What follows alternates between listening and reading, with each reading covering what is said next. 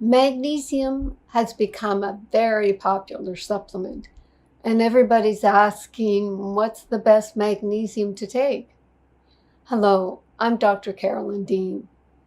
You may have noticed that there are about a dozen different magnesium compounds on the market, and my customer service team is often asked which ones I think are best.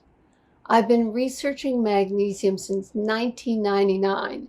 And many people think that the second edition of my book, The Magnesium Miracle 2017, is the final word on magnesium. However, in my latest book, Magnesium, the Missing Link to Total Health, I make it very clear that our cells aren't able to use magnesium compounds. They need magnesium ions to activate 600 to 800 enzyme processes and 80% of known metabolic functions in the body. The key is to make magnesium into a picometer-sized, stabilized ion that the cells will readily accept. I've been working with such a supplement called ReMag for over a decade with great success. The magnesium compounds on the market are actually magnesium imposters. Take magnesium l-treonian.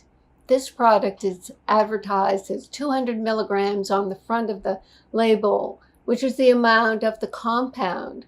But when you turn the label around, you see that the amount of elemental magnesium in a dose of 3 capsules is only 144 milligrams, 48 milligrams per capsule. Remember that the RDA of magnesium is a very low 300 to 400 milligrams. I think most people need 600 for maintenance and more for overcoming magnesium deficiency.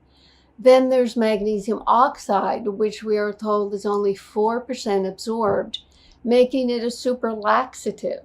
However, in 2,000 milligrams of magnesium oxide, you find 1,200 milligrams of elemental magnesium. Here's what's going on. As I said, cells can only utilize magnesium ions. A magnesium compound has to dissociate in liquid, which means in the blood. It has to break down into its 2 elements in order for the magnesium ion to be absorbed through the cell mineral ion channels. However, magnesium is highly reactive, 2 electrons in the outer shell. So it's only for a split second that it's in an ionic state, and it's only in that split second it can be absorbed. The reason why magnesium oxide, even with so much elemental magnesium, 1,200 milligrams, is so poorly absorbed at 4% is probably because there's so much oxygen in the blood that the magnesium ions are immediately slammed with oxygen and turned back into magnesium oxide, which is quickly eliminated through the large intestine as a laxative. That's okay for people who have constipation, but it won't get you saturated with magnesium at the cellular level. So when supplement companies say, take our magnesium taurate, it will be extra helpful for your heart, they are talking about the amino acid taurine that's part of the compound, not the magnesium ion. Magnesium taurate has 50 milligrams of elemental magnesium in a 500 milligram dose of the compound. Magnesium malate has 75 milligrams per 500 dose of the compound. Magnesium glycinate has 50 milligrams of elemental magnesium in a 500 milligram dose of the compound. These magnesium compounds are not giving you very much magnesium for your magnesium deficiency symptoms.